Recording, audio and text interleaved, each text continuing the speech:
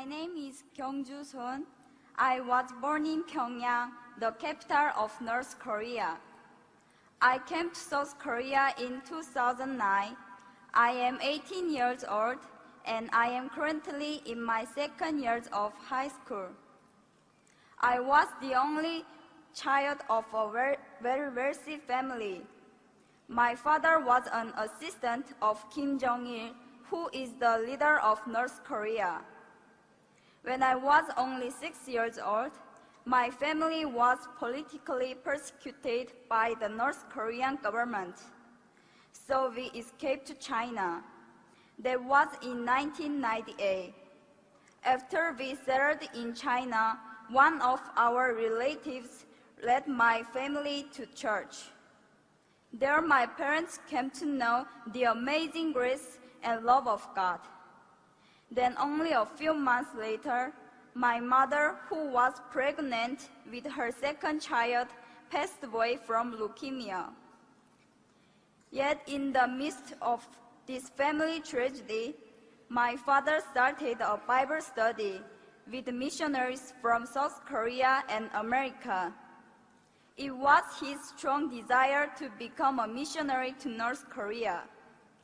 But suddenly in 2001, he was reported and arrested by the Chinese police and was sent back to North Korea, where he was sentenced to prison. He was forced to leave me behind, but the 3 years he served in prison only made my father's faith stronger. He cried out to God more desperately rather than to complain or blame him. When he was released from prison, he returned to China. We were reunited briefly. It was then that he started to gather Bibles. Not long after, he decided to return to North Korea to share Christ's message of life and hope among the hopeless people of his homeland. He chose not to go to South Korea, where he could have enjoyed religious freedom. Instead, he chose to return to North Korea to share the love of God in a dangerous land. It breaks my heart to tell you that in 2006, his work was discovered by the North Korean government and he was again imprisoned. I have heard no word from my father nor about him ever since. In all probability, he has been shot to death in public on charges of treason and espionage, as is so often the case for persecuted Christians in North Korea. When my father was arrested the first time in 2001 and was forced to leave me and return to North Korea, I was not yet a Christian. That's when I was adopted by a young Chinese pastor's family. They showed me great love and care. Through them, God protected me. But the pastor and his wife had to go to America in 2007. Shortly after that, I was given the opportunity to go to South Korea. It was while I was still in China, staying at the Korean consulate in Beijing, waiting to come to South Korea. Late one night, I saw Jesus in a dream. He had tears in his eyes.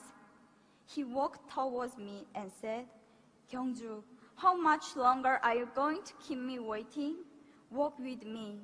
Yes, you lost your earthly father, but I am your heavenly Father, and whatever has happened to you was because I love you." After I woke up from the dream, I knelt and prayed to God for the first time. That night, I realized that God, my Father, loves and cares about me so very much that He sent His Son Jesus to die for me. I prayed, "God, here I am. I just lay down everything and give you my heart, my soul, my mind, and my strength. Please use me as you will." Now, God has placed deep in my heart a great love for North Korea. just as my father was used there for God's kingdom. I now desire to be obedient to God. I want to bring the love of Jesus to North Korea. I look back over my short life and I see God's hand everywhere. 6 years in North Korea, 11 years in China, and the time of being here in South Korea. Everything I suffered, all the sadness and grief, everything that I experienced and learned, I was to give it all to God and use my life for His kingdom. I hope to honor my Father and to bring glory to my Heavenly Father by serving God with my whole heart. Currently, I am working hard to get into university to study political science and diplomacy. Then, I want to work for the rights of the people of North Korea, whose rights have been taken away. I believe God's heart cries out for the lost people of North Korea. I humbly ask you, my brothers and sisters here in this place, to have the same heart of God. Please pray that the same light of God's grace and mercy that reaches my father and my mother and know me will one day soon dawn upon the people of North Korea. My people, thank you.